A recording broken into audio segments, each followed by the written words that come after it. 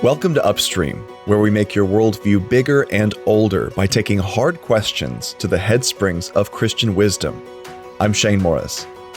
Well, thanks to Hurricane Ian, my last week has included multiple canceled interviews and a lot of time spent with my family cleaning up and finding our way around the house by candlelight, which means I'm still getting back in the saddle with new episodes. In the meantime, I want to share again a conversation I had last year with a favorite repeat guest, Joe Rigney, President and Associate Professor of Theology and Literature at Bethlehem College and Seminary. Joe joined me to talk about one of my favorite books, C.S. Lewis's The Abolition of Man, and what it can teach us about the purpose and process of education and how not to produce men without chests. I hope you enjoy. Joe, my friend, welcome back to the podcast. It's great to have you. Man, thanks for having me. It's great to be here. Well, Abolition of Man begins as a book about education. It's a book that's meant to teach secondary school students grammar and how to analyze a piece of writing. And he calls it the Green Book. And he thinks that it's really miseducating students. And I've talked a great deal with Andrew Lazo and Michael Ward about it. But in terms of education, what does Lewis think has really gone wrong with that style of education in the opening of Abolition? Yeah, so effectively what he's doing is trying to draw out sort of these latent and implicit assumptions behind these sort of practical works. So here's a book of grammar, and Lewis is reading it going, there's a whole bunch of assumptions about what education is for, what it's seeking to accomplish, and really what reality is. I think that a big part of what Abolition of Man is at one level about education, but your vision of education is going to be shaped by how you think about reality. And reality would include both sort of the external world in which we, live and move and have our being, but also human beings and our place within it. And so throughout the book, he's trying to draw out these sort of implicit assumptions that are behind the very practical teaching in the Green Book, and is indicative of modern education. And he thinks it's very flawed and it's very unreflective. I think part of one of the things that he's doing is, I don't think he thinks that the authors of the Green Book are overly malicious because they're just passing on what they sort of have received. Dr. Ward actually says that when Lewis doesn't think highly of someone's intellectual credibility, he gives them a pseudonym. But when he thinks very highly of them, he names them directly. That's right. So he's not. He recognizes that there is victims as much as perpetrators here. They've had this inflicted upon them, and he's seeking to use it as a launching point, both to expose this false view of education, and then also in the process offer his own alternative. So Dr. Ward talks about this being a subjectivist or logical positivist view of not just education, but of the world. Where does this sort of thing begin? I know this is a history question, but I'm interested in figuring out where the idea that we need to see through everything and cut down to the cold, hard facts and remove the moral sentiments from kids. Where did that come from? Yeah, I think that you see a lot of that, so post-Enlightenment, or as you get into the Enlightenment, the later Enlightenment with Kant, all the way up into the 19th century, you kind of have these two different movements. This is something that Lewis is very concerned about in his own day. You've got Romanticism on the one hand, and then a kind of rationalism on the other hand, in which sort of the mind and then the heart, or the sentiments, that which is a major focus of Abolition of Man, are sort of separated and kind of go off and do their own thing. And so you have a very, the scientistic outlook, which is different than a scientific outlook, is sort of runs down with this, with the rationalism side of things. How can we master the world? How can we take nature, make it into what we want? And there's a very, and it's very successful at one level. I think that one of the things, right, the fruitfulness of at a practical level, the improvements in technologies, the advances in medicine, all of those sort of things give it a kind of heft. And then alongside that is sort of as a reaction, or really a reassertion in some ways of our nature as holistic human beings, is sort of the romantic notion. So Wordsworth, Longfellow, and those sort of guys who are trying to recover some semblance of the numinous, something beyond, something greater. And so the great it's almost pantheistic. Like when Lewis addresses it, he treats it as a sort of species of pantheism. And those sort of things are sort of bifurcated. And then Lewis is raised, in the early 20th century, with kind of that's what he steps into. That's the world in which he steps in.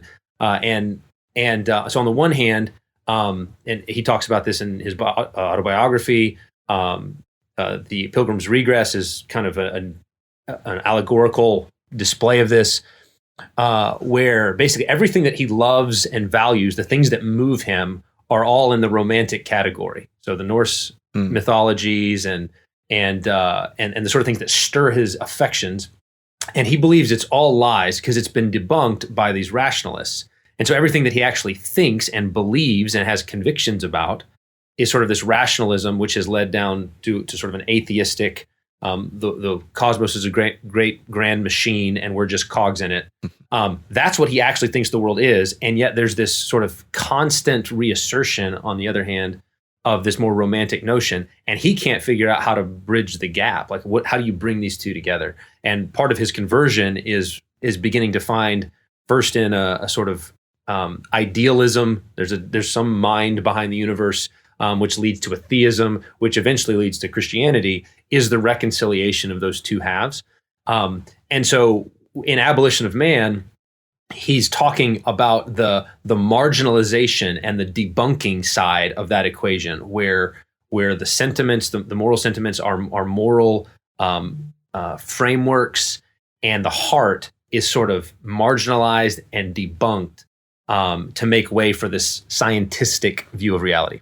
When you're speaking, it reminds me of a passage from the Screwtape Letters where he talks about how the devils are always trying to put us on guard against the error of which we are least in danger, and to admire the virtue that's closest to the error they're trying to make endemic. So in one instance, he says we have ages that we have put on guard against sentimentality and Byronic emotion, when they're all just becoming, the driest graham crackers you could possibly imagine, a materialist who see through everything and have an atheistic outlook. And then the opposite is true, of course. And, what's interesting about that is it doesn't always have to be the total story of a given age. There can be different pockets of extremes going on at any one time in education or literature or entertainment or what have you. But always the enemy is seeking to cause us to jump off one of the two sides of the road, to end up in a ditch instead of holding everything together. In light of, the idea of holding everything together, how do you think Lewis would have defined and thought about education? Because it's one of those themes that does pop up a lot in his work. He was an educator himself, but I haven't heard a lot of people talk about C.S. Lewis's view of education explicitly. Right. So fundamental to it, just first, you're right about I think the image in Screwtape that I always like is, the devils want to get us to be running around with fire extinguishers whenever there's a flood. Right. And what you said about the being pockets is kind of what makes that work. And what that practically means is that frequently we're worried about the other guy's dangers. So wherever we're camped, we look at and we can see people who are falling into the temptation that isn't ours, and we can see it clearly. And so we're more concerned about their errors, and we'll blast it.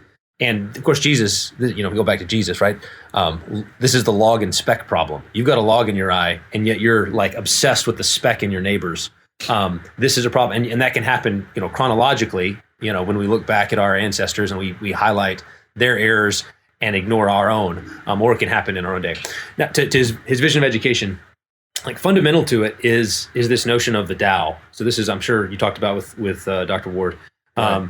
Which is basically natural law, principles of practical reason. It's the objective order, the absoluteness of reality, coupled with the human way of life that corresponds to it, that conforms to it. So there's two elements to it. It's not just objective reality out there, but it's also the sort of answering response of human beings to that objectivity.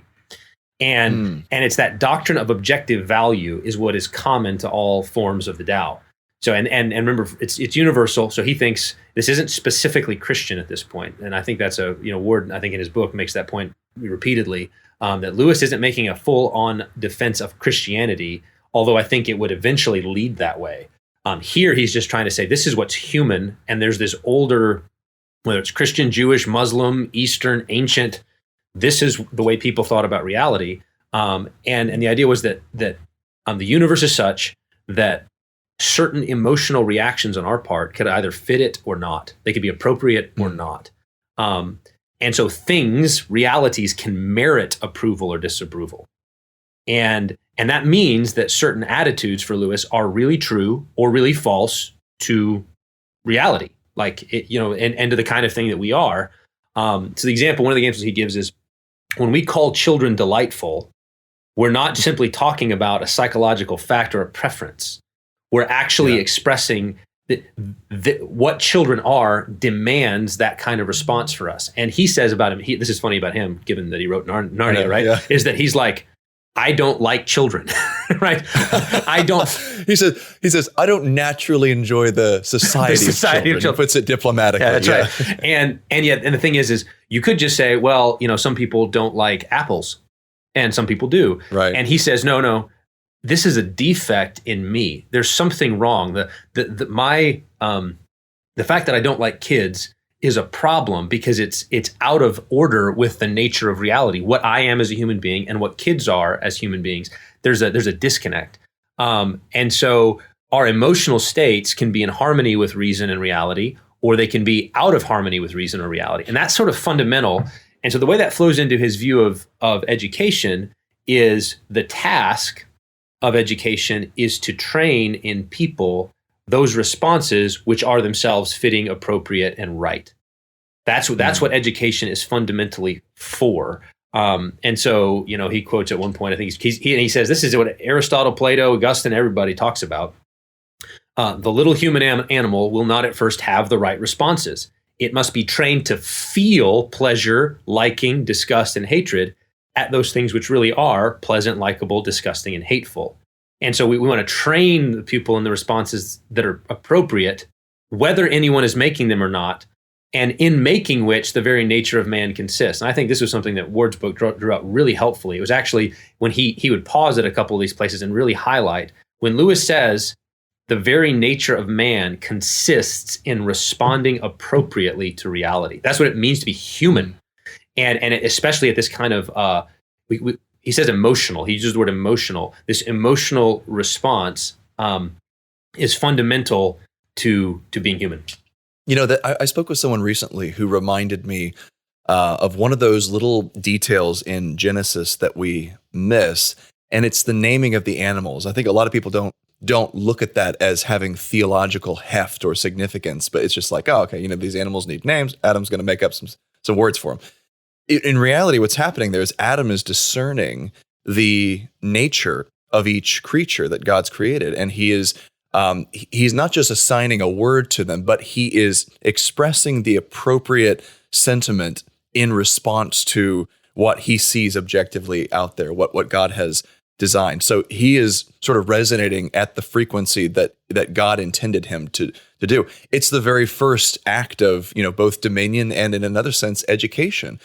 Because this world externally to us was designed to elicit responses from us. And a huge component of what it means to be fallen is to have the wrong response or perhaps no response at all to the external features of creation. That's right. So, that's a great example. When we, so here at Bethlehem, we have these sort of habits of heart and mind that we talk about as sort of fundamental. So there's different ways you can express this, right? Lewis expresses it his way, other schools do it. So when we talk about there's these 6 habits of heart and mind, which we think are fundamental to education. And it's to observe, your subject matter accurately and thoroughly, so observation, understand clearly what you've observed.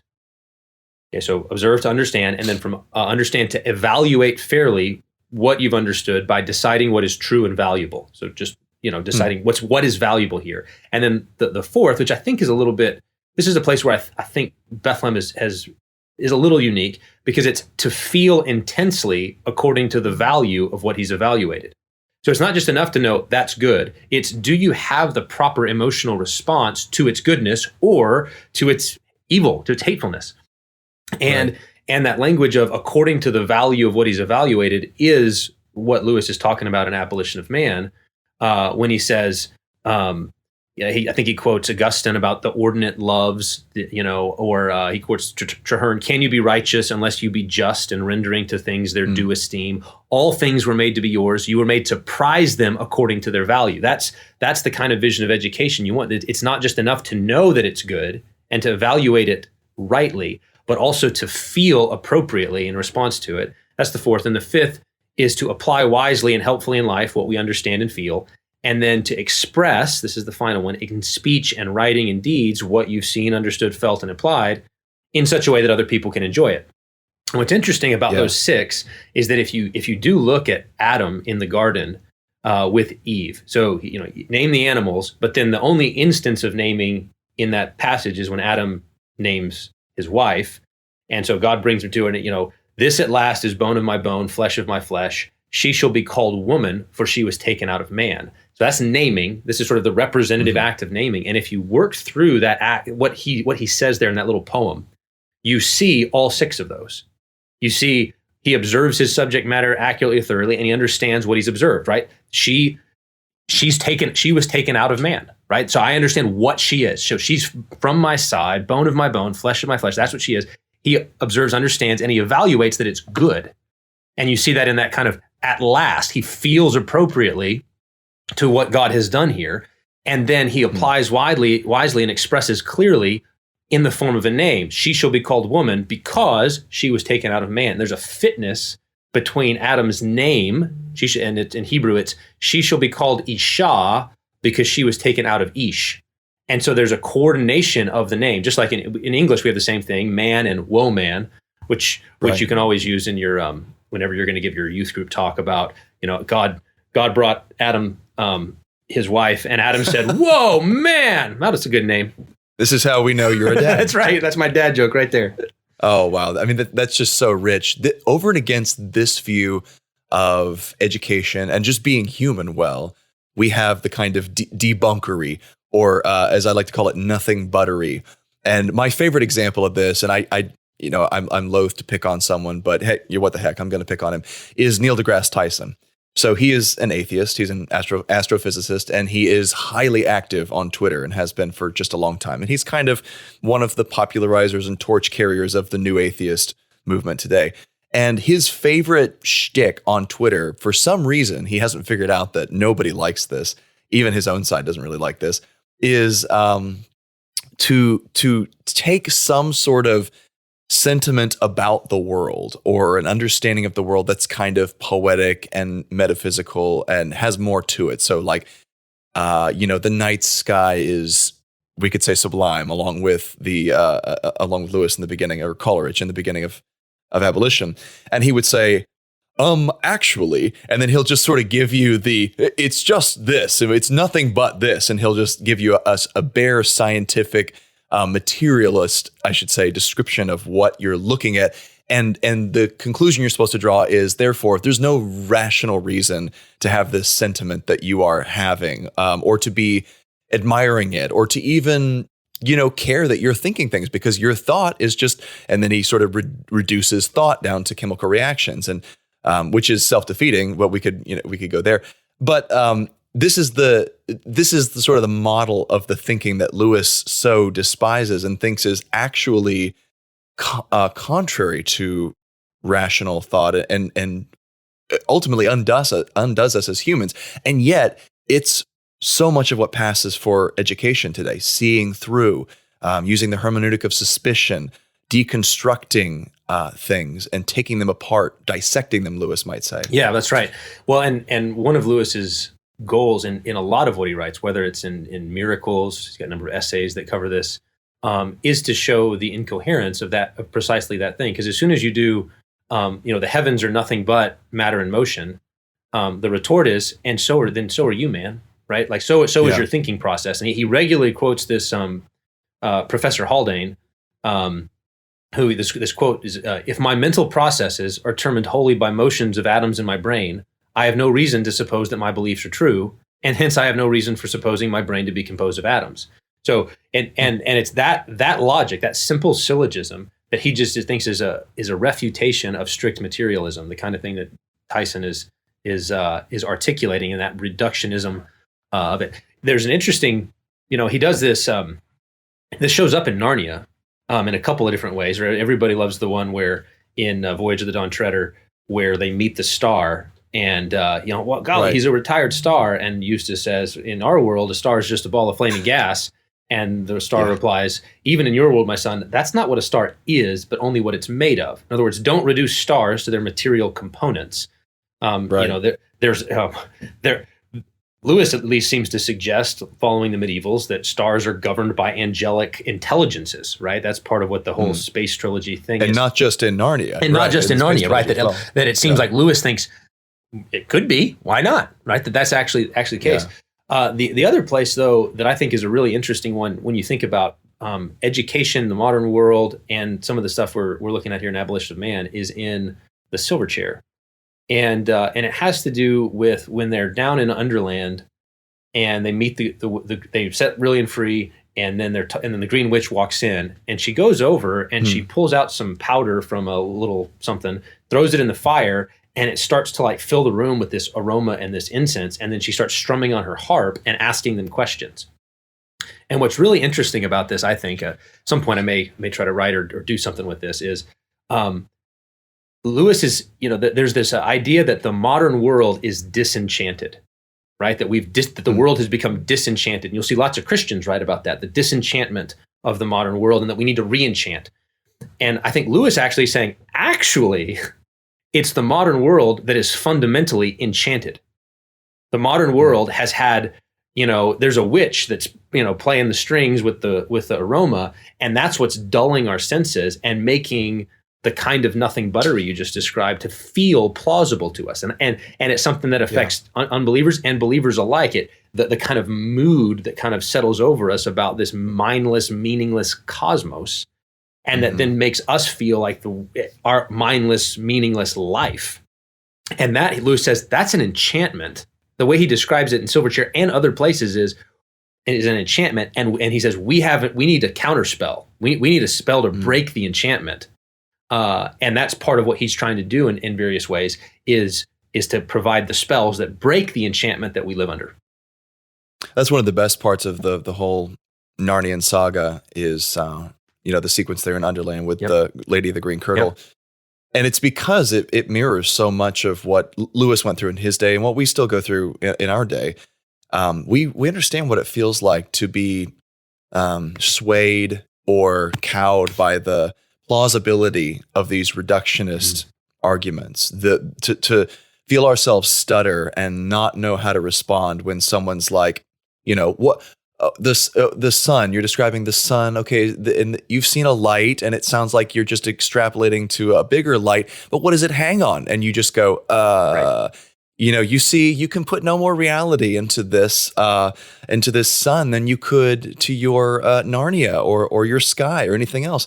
All these things are figments of your imagination. Come back to the real world, my world, and this dark hole that Puddleglum calls it. And it's amazing to me because I wrote one time on the similarity between Puddleglum and what I saw Jordan Peterson doing a couple years ago, which is that he doesn't really have the grounds to figure out that there's something beyond the material world, but he wants there to be meaning so badly that he's just sort of reaching for it. And that reaching is a good thing. And Lewis's thought, it's a remembrance of what's true and real. And we're in education, we're forming that in the right direction instead of chopping it off like so many modern educators try to do. Yeah, that's right. And when in Silverchair, when he's doing that, you kind of have the shadow of, earlier we were talking about where did this come from, the shadow of Freud and Feuerbach kind of hanging over that. So of course, Feuerbach's the guy who famously said that if men were birds, then God would have wings. Meaning that the idea is that it's just projection. So what you just said about the sun, the sun's just a bigger lamp in the sky. It doesn't really exist. There's no sun really. It's just a bigger and better lamp. There's no lions. That's just a cat, with a mane. And then where that's going is, when you talk about God as your father, well, here's what's happening, guys. You had a dad when you were a kid. He made you feel safe and cared for. And so you grew up and realized he's not as big and strong as you thought. And so you needed something to compensate. You needed a crutch.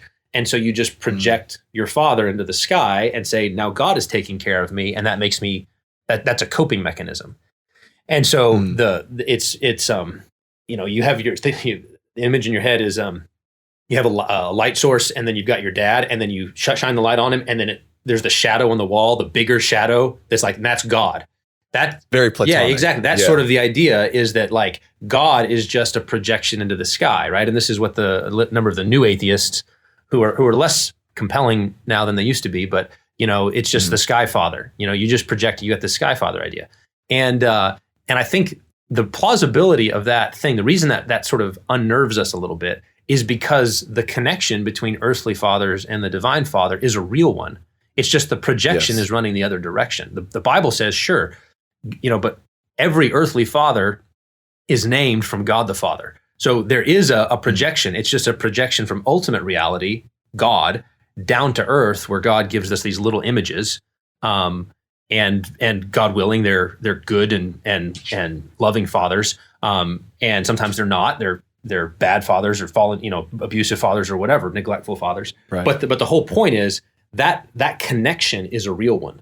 And it's just, it's been inverted, that the spell is getting you to look backwards through the telescope. It's interesting that Puddleglum responds to that, not with a sort of rational argument, but by just saying, your world stinks, and we can do a better job as babies making up an imaginary world. And so I'm on the side of the imaginary world. And that's of course, for Lewis, that's not wishful thinking. That's a reach back toward reality he remembers and knows, even though the spell has sort of taken hold of them and they're rationally unable to articulate it. But, that brings up something that I wanted to ask you about, because we're talking about the new atheists. We're talking about the reductionism. And Lewis saw that beginning to take shape a lot more in his time, because everything was sort of modernist in thinking. But we live on the far side of postmodernism, and things have sort of changed. Now, there's still the new atheists, the Neil deGrasse Tyson types, but I feel like the dominant forces in our culture are not morally dry, but they're morally deafening. They shout moral pronouncements and expect us to have moral sentiments that we as Christians would look at and go, oh, those are terribly misguided a lot of times. Now, some of them we can agree with. Racism is bad. We may not agree with all the exact applications of how we fix it and where it is, but racism is bad. But things like, if you don't accept this man's identification as a woman, then you are a bigot and a monster, and what's wrong with society? That's a thunderous moral pronouncement, as a professor I had once would say. Where does that come in your view, and how is it relevant to abolition? Yeah, well, a couple things there. One is Puddleglum's sort of defiant, I'm standing by Narnia no matter what, I'm going to live like a Narnian, is a form of Lewis. It's the argument from desire. So when Lewis makes the argument, if there's a desire, if we discover desire in us that nothing in this world can satisfy, we must begin to think we're made for another world. And Puddleglum's going, this little nasty world you have is pretty pathetic, and I want something more. That's a pointer. And so at the very least, I'm not going to settle for just embracing this as all there is. I'm going to go questing for Narnia, which I think would actually be a place. You mentioned Jordan Peterson. Jordan Peterson and those like him are kind of in that Puddleglum phase. Now, Puddleglum, like you said, is coming from Narnia, and therefore he's recalling and remembering and standing by what he knew in the light. But so imagine, Jordan Peterson being someone who was born in Underland and is trying to go, but there's got to be more, and is saying, I'm not going to settle for the witch's account of all that is. Instead, I'm going to go questing for Narnia, and we ought to be praying, of course, like as many of us do. I can just picture him going, many sink down and few return to sunlit lands. That's right. Go clean your room. But I do think there is an interesting phenomenon. Again, this is something that I haven't done. It's an instinct or an observation about the shift in our culture over the last probably 15 years from what you might call the new atheists to the nice atheists. And I'd put Peterson. Peterson is a little bit in the middle, but I think of guys like Jonathan Haidt, or even guys like James Lindsay and some of the others who are staunch atheists, but who are reacting strongly against all of the whatever you want to call the phenomenon out there in the world of this reactive assault on rationality and reason, and everything is power plays and everything, whether it's critical theory, whatever you're talking about. the atheists who go, whoa, whoa, whoa, whoa, we don't want anything to do with that, and therefore end up kind of siding in common cause with Christians. And I think to connect that to Lewis, there's an element of an allegiance to the Tao in that, right? So they're going like, hey, reality is a certain way, and we have minds that ought to conform to it. Now, they don't get the whole way there, but they're at least closer than those who have totally debunked, and therefore everything's just assertions of power, which Lewis talks about at the end of Abolition of Man, where the conditioners come along and say, the tyranny of the conditioners who say, well, there's no such thing as ultimate reality. We're just going to sort of propagandize men into whatever we want to make them. We're going to reshape society. We're going to reshape people into everything we want. And then there's these sort of nice atheists who are like, well, I don't know if we want to do that, and find common cause with Christians. The thing that I thought of when you mentioned that, though, is actually a line from Chesterton about how the modern world, of course, he's writing this in the early 20th century, and I think we could say it's literally in my notes in front of me. Yes, the modern world is full of the old Christian virtues gone mad, and the virtues have gone mad because they've been isolated from each other and are wandering alone. So some scientists care for truth, and their truth is pitiless. Some humanitarians only care for pity, and their pity is often untruthful. And so it's this separation of the virtues, which in Abolition of Man, Lewis is saying you can't pick and choose from the Tao. You don't get to say, you don't get to sort of take this little bit and then ditch the rest. It's a package deal. Reality is reality, and you need to get all of it.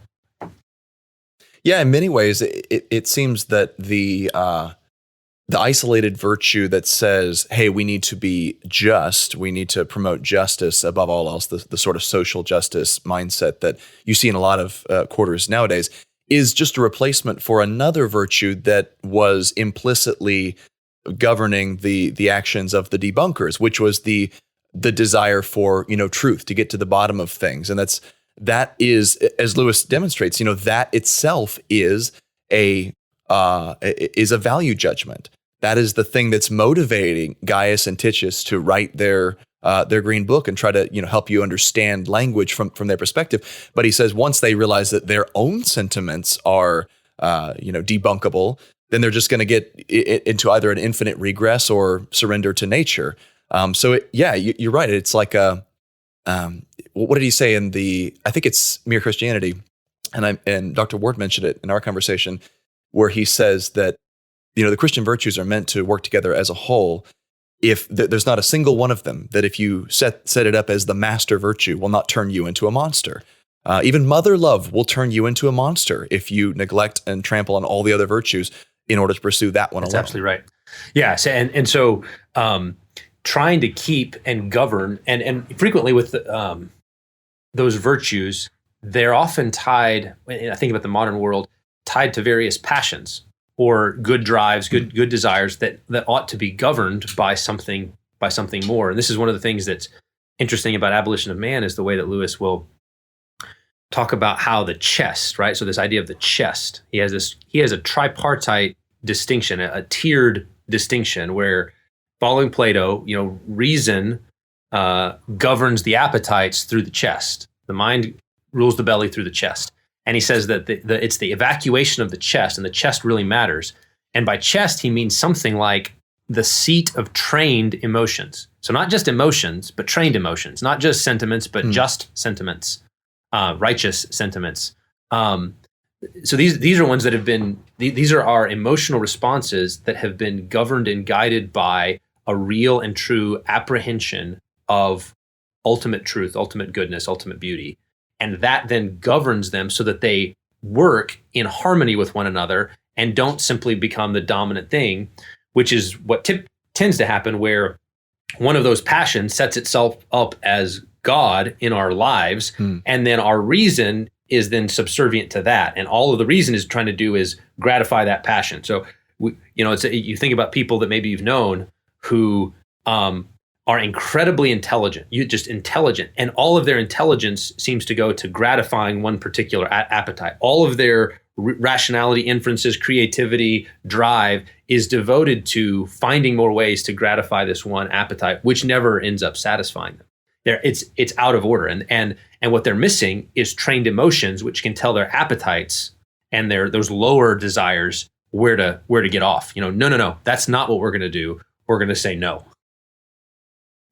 This steps perfectly into the idea you mentioned over email to me, the principle of proportionate regard, and how that's key to education. Augustine talked about, virtue being, in essence, the ordering of loves, having your affections in the right order, because evil in many ways consists of getting those out of order, putting one ahead of the other where it doesn't belong. Could you sketch that out for us? What does it look like in education? Yeah. So if you think about, you have these lower level desires or passions. The Bible uses the word passions for this sort of thing. The passions of the flesh. Usually it's negative in the Bible.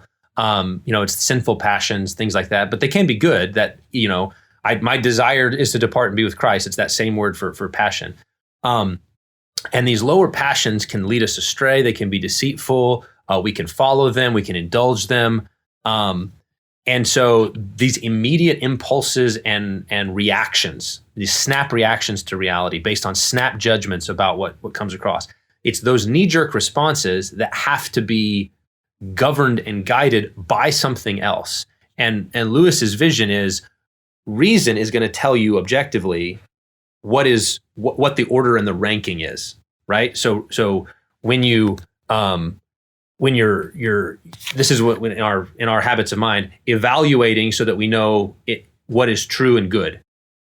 And that's a good step, is to be able to say, okay, this is a higher value, then this is a higher value, this is a higher value. You're just working your way down the chain. Biblically, you can think about a text like when Jesus says you're more valuable than sparrows. It sort of indicates that we ought to be able to recognize people are more valuable than sparrows. Jesus assumes you're going to go, yeah, that makes sense. It doesn't mean that sparrows have no value. It just means that people have more. Or if you think about the 10 Commandments and the different punishments that show up in Israel's law, where if you steal something, then you got to restore it fourfold or fivefold or whatever. But if you kill somebody, then capital punishment. And so it's like the gravity of the punishment demonstrates the gravity of the crime, because people are more important than property. Doesn't mean property is not important. It's just there's a ranking. And so that kind of thing. Now the challenge is you've got that rational ranking system, right, that recognizes different degrees of value if it's working properly. And then you've got these desires, which are just going to say, I want that, or I don't want that, and there's immediate. And Lewis is saying education targets this middle level, which basically becomes reason's enforcer on the lower level. And it's those trained emotions. It's emotions trained to respond appropriately to reality and to love what is most lovely the most, and love what is next most lovely next, and so on down. That's what Augustine means by the ordinate loves, is there's an ordering to them, and it's an appropriate response. And so it's not, I think one of the things that people can come away with is it can feel very rationalistic, but it's not rationalistic. It's deep feeling. Like there's a deep emotional engagement with reality, so that you ought to rejoice with those who rejoice and weep with those who weep. But both of those are appropriate responses in their proper place. You feel deeply, but they need to be guided and governed and oriented by ultimate truth, ultimate goodness, ultimate beauty. Yeah, this is where your Piperian credentials kind of show, if that's a right. word, because desiring God is really the argument that, and this changed my life reading this, that the most rational thing of all is to love God more than anything else, and to seek Him more than anything else, because in Him you find your joy. That your greatest joy and pleasure is identical with your design. Yes. And of course it is, because that was what you were designed for. And you're never going to find fulfillment, like Augustine said, unless you find it in Him. And then everything else, cascades from that. That's why we're told to love the Lord our God with all our heart, soul, mind, and strength, because that's the headspring of happiness. It's the thing that will ultimately fulfill us. And then we get everything else in return. And that ties into education. That's a huge view of education. I mean, it's marvelous. That's absolutely right. And I mean, one of the images we use around here sometimes is we want, as part of our education, it's dependent on a supernatural act, right? So we can't feel according to ultimate reality unless God does a miracle in the heart of the new birth. But when he does that, what it does is it puts Christ at the center, like the sun in the solar system. And if the sun is there, then all of the planets will orbit properly, and they'll stay in their lanes. And so all of the other subordinate lesser desires, that's Mercury and Venus and Pluto and Jupiter, all of those things are going to orbit properly if the sun is at the center. And then even within those, you might have subordinate desires. So you got moons orbiting those planets. And so everything is orbiting and nothing is careening and crashing into itself because the sun is at the center, and through gravity, through its weight, orients everything else. You take that sun away and all of the planets are just going to go, it's just going to be chaos, right? The planets are going to slam into each other. Everything's going to go wrong. And so fundamental to education is getting that core reality, setting your mind on things above, setting your mind on Christ. And then from that, I think the other thing that would be worth saying is it's a time intensive process to having had the new birth, which puts Christ at the center. It takes time for it to reorder what has been broken by sin. And so there's this, think agriculturally a little bit, right? Now we're going to have to grow. This is what education is, right? You got these little saplings and you're trying to grow them up to where they're healthy trees that bear good fruit. And that's not something that you see right away. So you're sowing and you're sowing and you're sowing, but you may not reap for a long time. So whether it's parenting, whether it's elementary education, whether it's what I do as a college president and professor, where we're trying to shape over 4 years. And that time matters because you don't just download the information. It's not like installing a new operating system on your computer, right? Instead, it's more like it's gardening. And we're trying to draw out and help students through their studies and then through life, like the experience of life, to see how do you respond to reality? What is God calling you to do? If God is real, if Jesus is real, what does God expect of you in this situation? What's the appropriate response? So, Joe, I have kind of a tough question for you here. You're Baptist, correct? I am. Okay. So, in light of Baptist ecclesiology, which emphasizes extremely heavily the new birth and the reality of the church as a redeemed community, right? In light of that, it sounds like what you're saying verges on basing education on salvation. What would you say as an educator in light of the fact that not every one of your students is going to end up converting to Christianity or being a genuine convert? How do you form? Obviously, that's your goal as a parent. That's the thing you want the most of all. That's like the center of Christian education, like you said. But is there a kind of success that you can have in aggregate as, say, the president of a classical school, knowing that not every kid is going to get saved? What does it look like? Yeah, that's a good question. So maybe step back to the parental first, and then I'll work that forward. So, Baptists these days, many do baby dedications, and there's a reason for that. And the reason is we want to receive children as a gift from the Lord, and then we want to commit ourselves to raising them in the discipline and instruction of the Lord in hopes that the first birth will lead to the new birth. Right? That's a normal, good way that God frequently works, and we want to employ all available means to make that happen. And so we're going to be sowing and sowing and sowing, and we're not going to know for a while whether or not our children will own the faith for themselves. And I think that there's actually in that a structural similarity between many Presbyterians or Paedo-Baptists and Baptists. Everybody wants to do something when the baby's born. And then everybody wants to do something when the kid owns it for himself. And then the debate is about where the water belongs.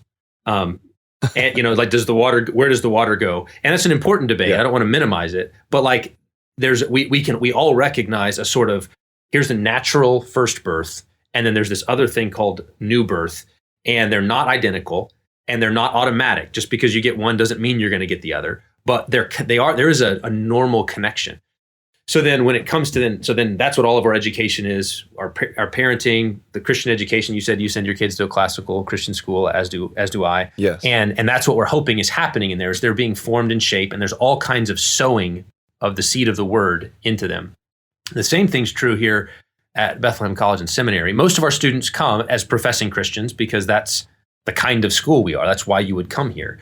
But we know that there might be some who have simply the form, the externals, but the heart hasn't happened yet. And we're praying and hoping for that by seeking to shape them in the Christian faith, by providing all of the available means that God has supplied, the great books and the greatest book, great books in light of the greatest book with a focus on the mission. We want to set that before them and to lift up Jesus and then pray for the miracle. And the miracle might be the new birth for the first time, or it might be the sustaining of that previous work, right? Fanning into flame what God has already done when they were, 8 years old in their church. And now we're just trying to like stoke it and form it and make it sturdy. Yeah. Because it's based on, it's fundamentally gracious. It's fundamentally gracious, but the endurance over time is not automatic. Right? It's not. Mm-hmm. And so working for endurance is part of what maturity is. The reason I ask, and that's a great answer, the reason I ask is because Lewis seems to assume that it's possible for education to produce men with chests who are not necessarily converted. It seems like he's looking at a baseline of education just into being human before he even worries about the Christian thing. I think that's right. I think that he does think that now how far he would go with it. But so he think Aristotle, Plato, Confucius, and all of their heirs at some level embraced the Tao and sought to do this form of education. I think that theologically, I'd put that as in the category of a kind of civic or public virtue. And so civic and public virtue, which is external at the bare minimum, or natural even when it's internal, is something that education can aim for, whether or not someone is Christian or not.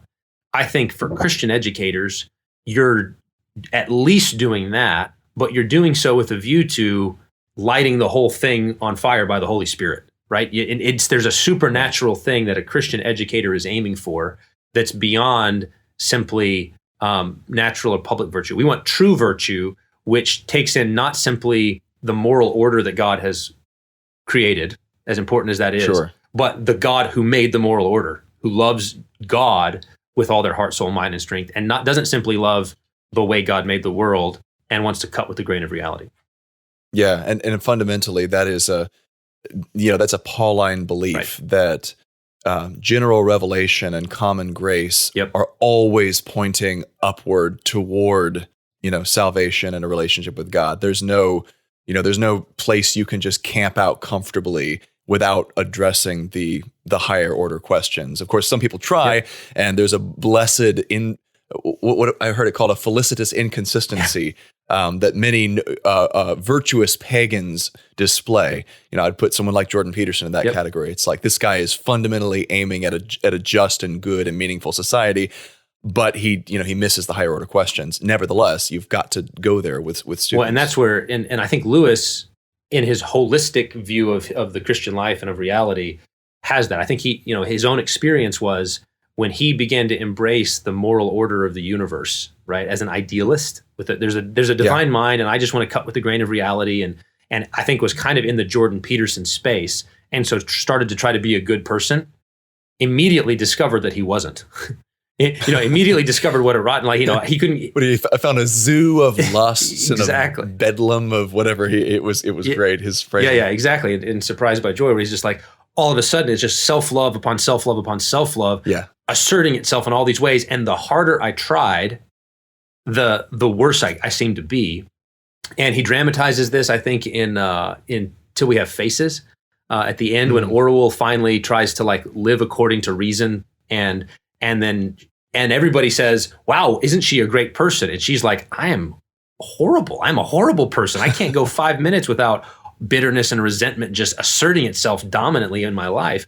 And so I think Lewis thinks that this is a classic Christian sort of law gospel move, right? So get the law, meaning the moral order, the Tao, in place, and let people feel the consequences of I'm not a good person. And then now, so abolition of man, getting the moral order on the table as something that is really there and pressing, leads straight into mere Christianity, where Lewis says, begins that with the law, the moral law, and then says, you've broken it.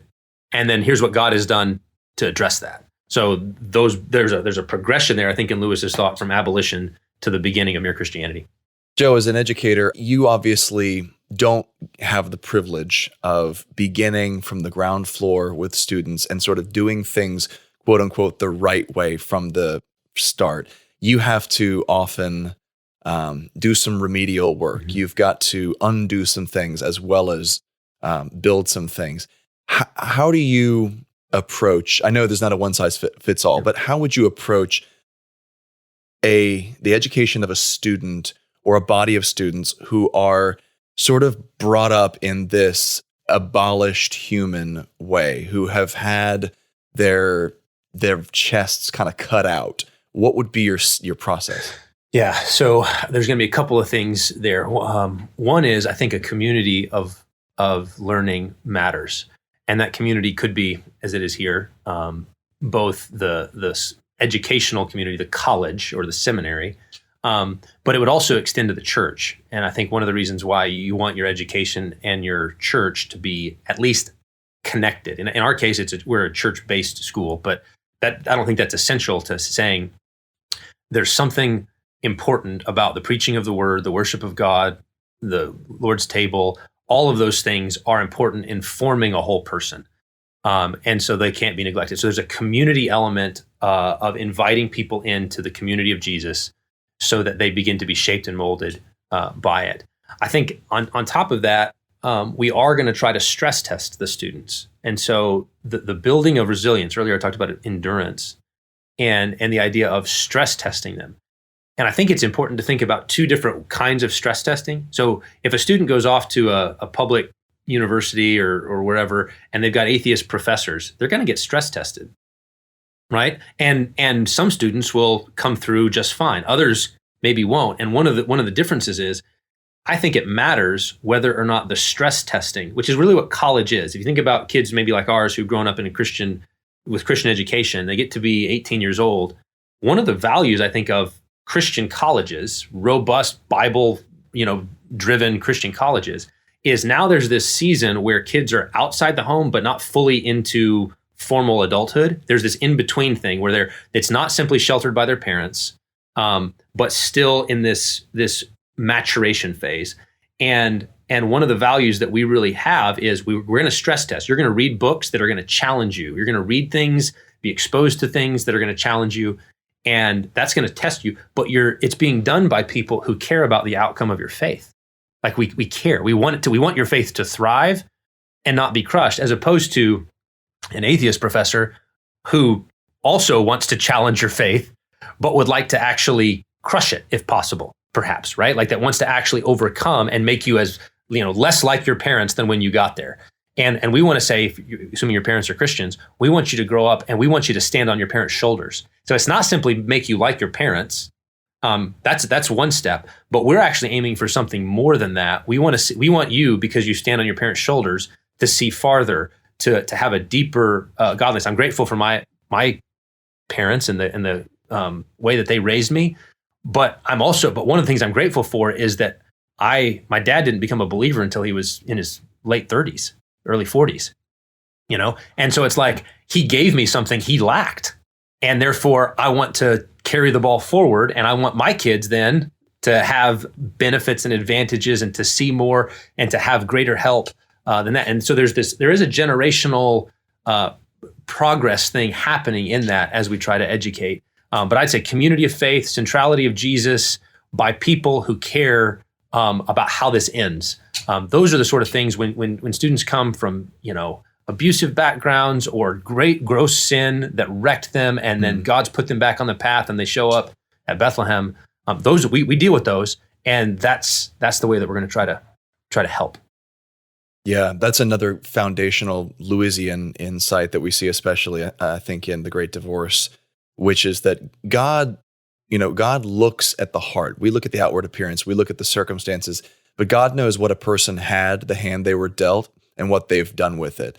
And you see that Lewis even makes a comment somewhere else to the effect of some of the giants in the kingdom of God will be people we totally didn't expect. Right. Little old ladies who had nothing in terms of worldly wealth or power or influence going for them, but who were just, invaluable prayer warriors, or parents who overcame all the odds to educate their kids in Christianity and to push them to that next level, to give them something that they didn't have before. Those are the giants, the ones who received, a wealth of inheritance, the Sanhedrin types who had all the law and the prophets and then who squandered it. Those are the ones who are really in trouble. That's right. Yeah. So, that's all from, that's Mere Christianity, right? Nice people, new men, right. Where Lewis contrasts Mrs. Bates and Dick Firkins.